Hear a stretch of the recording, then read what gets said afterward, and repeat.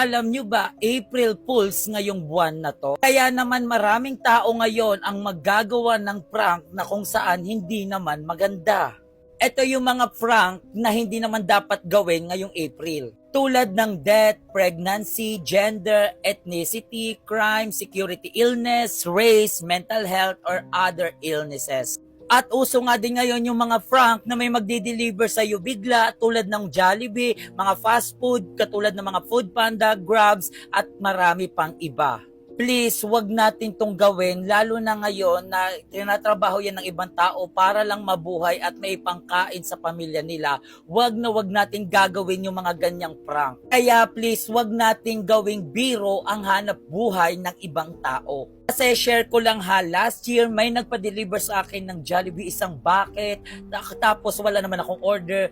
Gusto ko sanang i-cancel kaso hindi pwede kasi inabunuhan yon ng rider. Marami pang paraan para tumawa at maging masaya ngayong April. Wag naman natin gawing biro ang hanap buhay ng ibang tao. At please, wag din tayo gagawa ng prank na kung saan may mapapahamak, may mamamatay, or di kaya kahit ano, basta wag lang yung prank na ikakasakit or ikapapahamak ng ibang tao. April Fools is not about pranking someone. April Fools is magbibigayan ng kasiyahan, tawanan sa ibang tao.